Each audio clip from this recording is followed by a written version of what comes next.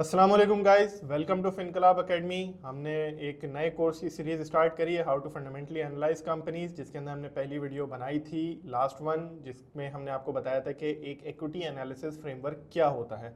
तो उसी की सीक्वेंस में आज हम दूसरी वीडियो बना रहे हैं, जिसमें हम बात करेंगे कि इकोनॉमिक एनालिसिस या मैक्रो इकोनॉमिक एनालिसिस कैसे होता है, जो कि फर्स्ट स्टेप है in the entire fundamental analysis framework.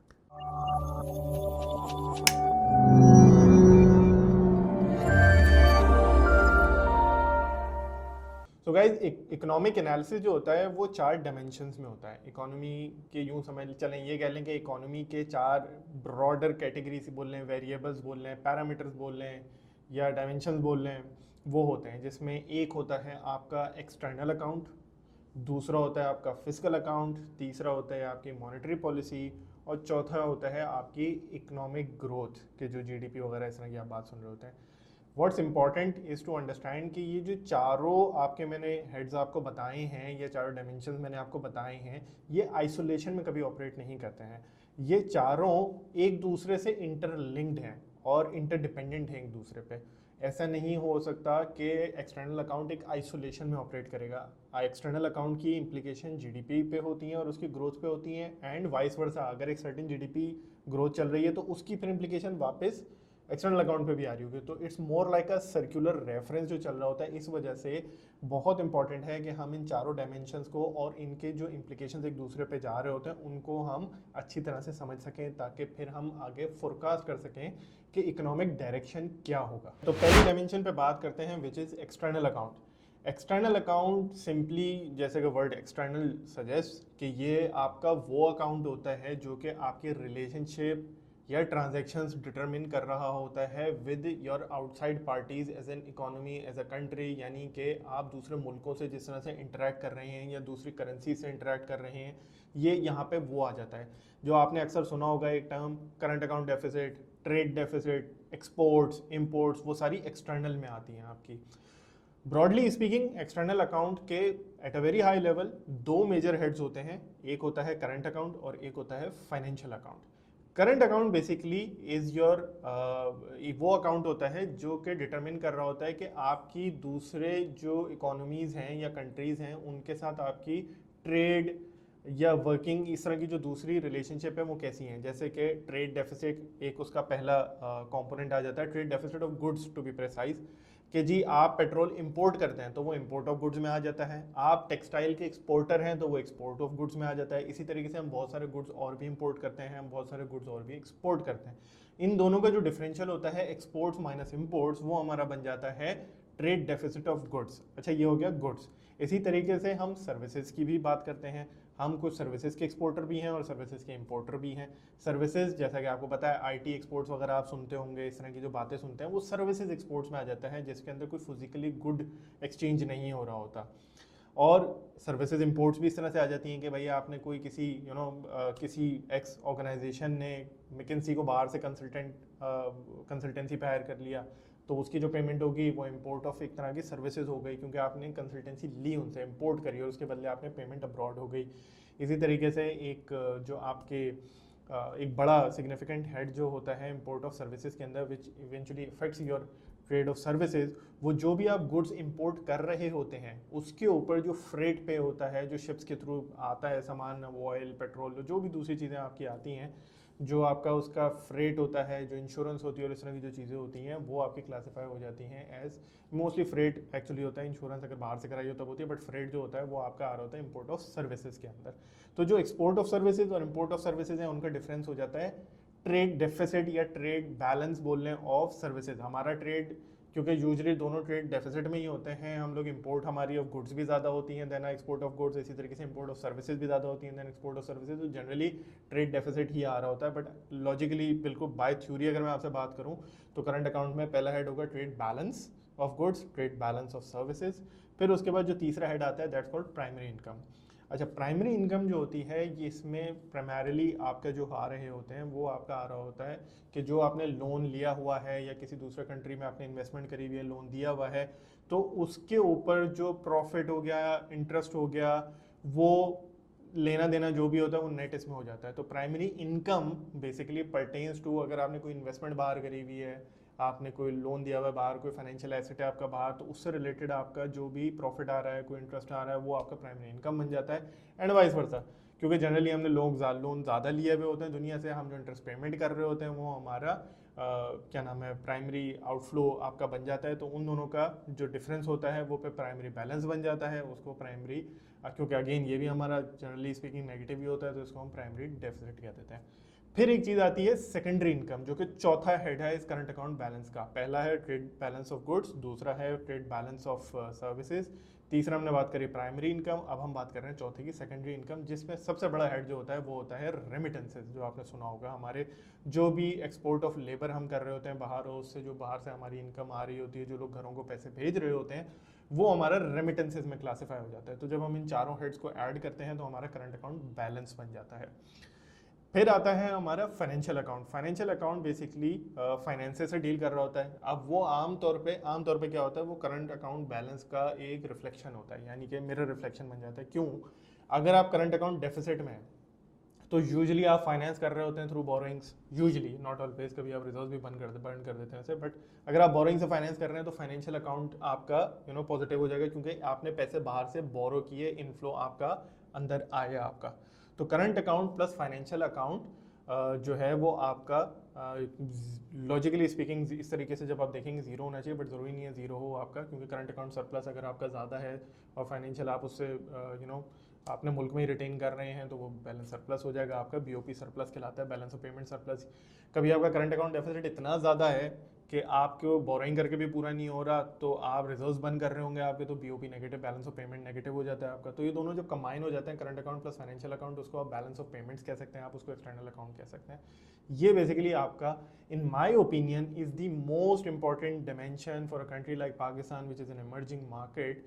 क्योंकि आपने बहुत सारे फेमस जो क्राइसिस सुने होंगे, आपका जो 1997 में एशियन टाइगर क्राइसिस, जो टाइगर इकोनॉमीज़ कुछ हुआ करती थी, उनका क्राइसिस आया, आप वो देख लें। आप तुर्की में कुछ अर्सा पहले क्राइसिस आया था, वो देख लें। आप लेबनीज़ इकोनॉमी का क्राइसिस देख लें, आप इजिप्शियन इकोनॉमी का क्राइसिस देख लें, आप पाकिस्तान के पिछले 10 साल देख लें, 10 साल नहीं बल्कि और पीछे जाएँ, हमेशा यही मिलेगा आपको, वो डॉलर की शॉर्टेज के क्राइसिस होते हैं, और वो घूम फिर के हमारे करंट अकाउंट डेफिसिट के ऊपर आ रहे होते हैं। क्यों? क्योंकि हमारे पास एक्सपोर्ट्स कम होती हैं, आमतौर पे इंपोर्ट ज़्यादा होती हैं, और फिर अगर हम इस तरह की पॉलिसीज़ परसू करते हैं कि जो कि इंपोर्ट्स को फर्दर इंक्रीज़ कर देती हैं, तो हमारा डेफिसिट बढ़ जाता है। जब डेफिसिट बढ़ जाता है, डॉलर की शॉर्टेज हो जाती है। जब शॉर्टेज हो जाती है तो फिर अगेन करेंसी डिवैल्यू हो जाती है। It's a game of demand and supply. Demand supply में ऑब्वियसली डॉलर इन डिमांड होता है, तो उसकी वैल्यू रुपये के अगेंस्ट बढ़ना शुरू हो जाती है और करेंसी डिवैल्यू हो रही थी। एंड ये पाकिस्तान अकेला कंट्री नहीं है, अर्जेंटीना है, जैसे मैंने आपको बताया, टर्की है। ये बहुत ही रीसेंट एग्जांपल्स हैं पिछले 10 साल में, जिनमें आपको नज़र आएगा कि यही डेफिसिट्स की वजह से उनकी करेंसी डिवैल्यू होती रही हैं, और पास में भी आपको मेजर एमर्जिंग मार्केट क्राइसिस इसी वजह से नजर आएंगे, करंट अकाउंट डेफिसिट की वजह से। सो मैं तो इस पर पहले भी जो वीडियोस बनाता रहा हूँ उसमें मैं यही बताता रहा हूँ कि current account deficit is your single most important variable in determining the economic direction के क्या होगा। क्योंकि पाकिस्तान के आप हर 5 साल बाद जो क्राइसिस देख रहे होते हैं, घूम फिर के यहीं पे आ रहा होता है कि जी हमारी शॉर्टेज हो गई है डॉलर की, करंट अकाउंट डेफिसिट बहुत ज़्यादा बढ़ गया है। तो वो हमें समझना ज़रूरी है। आगे जो हम चीज़ें पढ़ते जाएंगे, समझते जाएंगे, उनमें हमें और समझ में आएगा कि जी ये करंट अकाउंट डेफिसिट बढ़ता क्यों है। जैसे मैंने ये तो आपको बता दिया जी, इंपोर्ट बढ़ जाती है तो करंट अकाउंट डेफिसिट बढ़ जाता है, बट और इकोनॉमिक वेरिएबल्स कैसे उसको इन्फ्लुएंस कर रहे होते हैं इनटू अ डेफिसिट, जो कि फिर इवेंचुअली एक क्राइसिस बनता है, या ग्रोथ का रीज़न भी बन सकता है। अगर आपका सरप्लस ज़्यादा होना शुरू हो जाए, बैलेंस ऑफ पेमेंट सरप्लस आ रहा हो, तो वो भी आपका इसमें हम अगले जो टॉपिक्स पढ़ेंगे उसके अंदर हम डिस्कस करते हैं। गाइस, दूसरी डायमेंशन की तरफ चलते हैं, जो कि है फिस्कल अकाउंट। अच्छा, फिस्कल अकाउंट में बेसिकली ये गवर्नमेंट का खाता होता है कि जो आपका गवर्नमेंट आपसे, मुझसे टैक्स रेवेन्यू या दूसरे उनके सोर्सेज ऑफ रेवेन्यू हैं, उनसे गवर्नमेंट ने कितना रेवेन्यू अर्न किया वर्सेस उसके आगे खर्चे कितने हैं, तो उसका जो डिफरेंस होता है वो फिस्कल बैलेंस बन जाता है। एंड अगेन वो भी हमारा मोस्टली फिस्कल डेफिसिट ही होता है। बहुत ही, आई थिंक कोई 20-25 साल पहले कुछ अर्सा था फिस्कल सरप्लस एक हमारा आया था, बट आई डोंट रिमेंबर कि बीच में कभी फिस्कल सरप्लस आया हो। रिसेंट डेटा मैंने काफ़ी टाइम पुराना वाला डेटा देखा नहीं है, बट रिसेंट तो अच्छा खासा डेफिसिट ही चल रहा है। तो गाइज, गवर्नमेंट की जो सोर्सेज ऑफ रेवेन्यू होते हैं उसमें प्राइमरीली दो आपके कैटेगरीज होती हैं। एक कहलाता है टैक्स रेवेन्यू और एक कहलाता है आपका non tax revenue. Tax revenue आपको, मुझे पता है, आप भी पे करते हैं, मैं भी पे करता हूँ, कुछ लोग नहीं करते हैं। बट डिफरेंट इनकम टैक्स होता है, सेल्स टैक्स होता है, डिफरेंट फॉर्म्स ऑफ टैक्सेस होती हैं, वो सारे मिलके आपका टैक्स रेवेन्यू बन जाता है, जो कि again bulk of the total revenue होता है। And then you have a smaller portion which is called non tax revenue. उसमें दूसरी चीज़ें आ जाती हैं। फॉर एग्जांपल आप पासपोर्ट ऑफिस जाते हैं, फीस जमा कराते हैं, तो वो गवर्नमेंट का एक रेवेन्यू है, नॉन टैक्स रेवेन्यू। इसी तरीके से आपका गवर्नमेंट ने अभी ये 5G ऑक्शन रिसेंटली किया है, ये नॉन टैक्स रेवेन्यू के अंदर रिफ्लेक्ट होगा आपका। और आपका स्टेट बैंक एक ऑर्गेनाइजेशन है, हमारी जो सारे बैंकों को और मॉनेटरी पॉलिसी सिस्टम हमारा सारा वो सेंट्रल बैंक जो देख रही होती है, उसका जो प्रॉफिट होता है वो भी नॉन टैक्स रेवेन्यू में बनता है जाता है, क्योंकि वो भी अगेन गवर्नमेंट ऑर्गेनाइजेशन है। तो ये नॉन टैक्स रेवेन्यू बन जाता है, जो कि आपका अगेन स्मॉलर पोर्शन होता है, but tax revenue is your larger portion. इससे आपका बनते हैं गवर्नमेंट के टोटल रेवेन्यूज। अब हम बात करते हैं गवर्नमेंट एक्सपेंसेस की। तो इसमें जो सबसे बड़ा एक्सपेंस होता है वो होता है सूद एक्सपेंस, क्योंकि ओवर द ईयर्स हमने जो फिस्कल डेफिसिट इतना रन किया है, तो गवर्नमेंट उसके ऊपर उसको उस फिस्कल डेफिसिट को फाइनेंस कैसे करे। गवर्नमेंट बोरो करती है, क्योंकि पैसे तो चाहिए ना, डेफिसिट कहाँ से चलाएंगे, तो गवर्नमेंट बोरो करके वो एक्सपेंसेस कर रही होती है। तो वो डेट लेवल एक्यूमुलेट होता रहता है, होता रहता है, और उसके ऊपर फिर हम इंटरेस्ट पे कर रहे होते हैं आपका। तो जो वो इंटरेस्ट एक्सपेंस होता है वो आपका वहाँ पर रिफ्लेक्ट कर होता है, डेट सर्विसिंग कहलाता है, जो टेक्निकल लैंग्वेज है फिस्कल अकाउंट की। कभी आप जाएंगे मिनिस्ट्री ऑफ फाइनेंस की वेबसाइट के ऊपर, तो आपको वहाँ पर डेटा नज़र आएगा फिस्कल अकाउंट का, उसमें आपको नज़र आएंगे सारे हेड्स, डेट सर्विसिंग आपको नज़र आएगा। जो दूसरा आपका बड़ा हेड होता है उसमें आपके डेवलपमेंट एक्सपेंडिचर्स आ जाते हैं। ये भी आपने अक्सर नाम सुना होगा, गवर्नमेंट ने डेवलपमेंट एक्सपेंडिचर, इसमें कंस्ट्रक्शन आ जाता है और इस तरह की और दूसरी चीज़ें आ जाती हैं, रोड्स, ब्रिजेस और भी बहुत सारी चीज़ें आ जाती हैं। आपको डिटेल में ब्रेकडाउन देखना हो तो आप फिस्कल अकाउंट की डिटेल्स चेक कर सकते हैं मिनिस्ट्री ऑफ फाइनेंस की वेबसाइट के ऊपर जाकर, उसमें बहुत सारे हेड्स आ रहे होते हैं और उसमें नंबर्स भी आपको नज़र आ रहे होते हैं।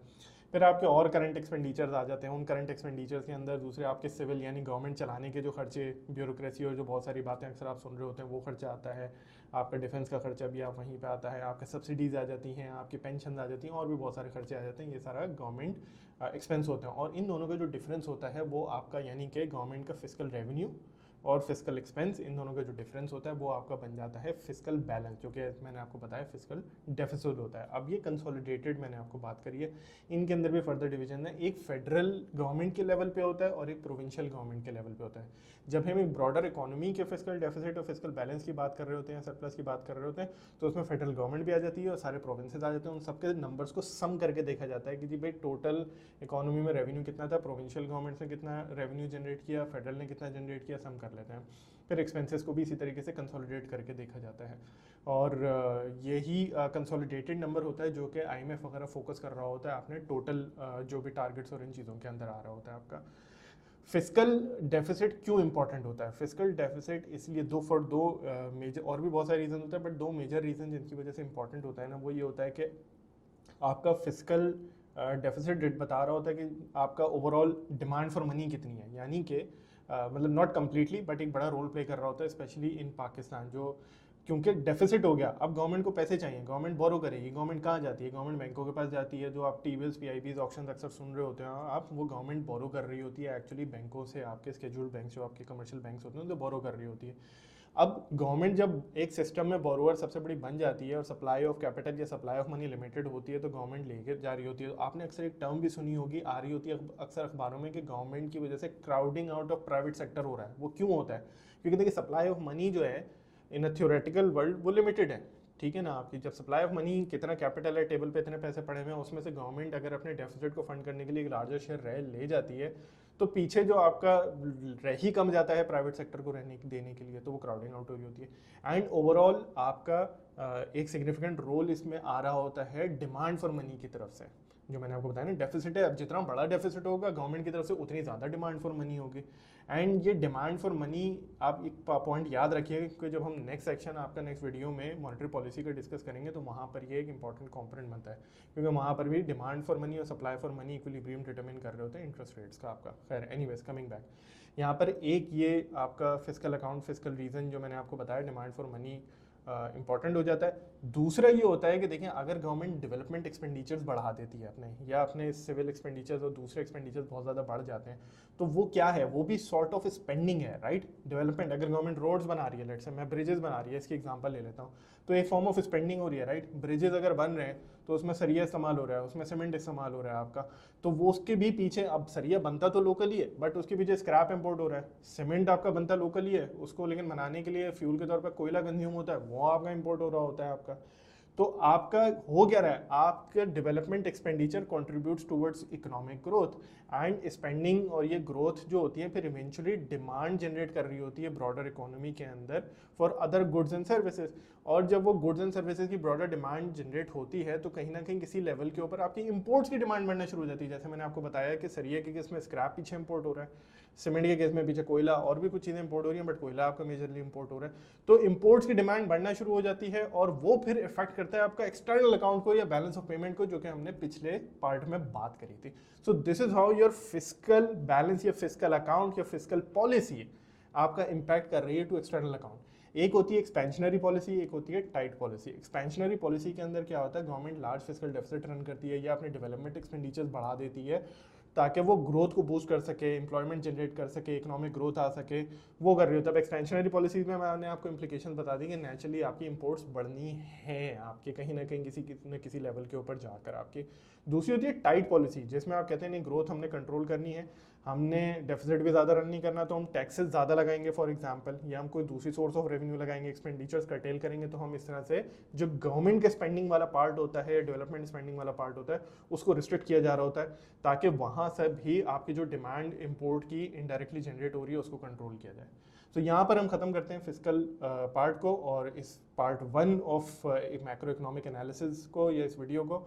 दूसरी वीडियो को ज़रूर देखें, उसके लिए इंशाल्लाह हम दोबारा दूसरी वीडियो भी अपलोड करेंगे जिसमें रिमेनिंग 2 डायमेंशन मॉनेटरी पॉलिसी और ग्रोथ को हम कवर करेंगे, और लास्ट पार्ट उसमें कवर करेंगे कि सारे मिल के हमारा एक इकोनॉमिक साइकिल चारों मिल के कैसे चलाते हैं, और डेफिसिट क्राइसिस आता है तो क्यों आता है, या ग्रोथ आती है तो क्यों आती है। सो मेक श्योर कि आप अगर आपने हमारा चैनल लाइक नहीं किया हुआ है, नहीं किया हुआ है, तो सब्सक्राइब कर लीजिए, वीडियो लाइक कर लीजिए, नोटिफिकेशन आप बेल आइकन कर लें ताकि जब भी हमारी नई वीडियो आए आपको पता चल जाए। एंड टिल नेक्स्ट वीडियो, अल्लाह हाफिज़।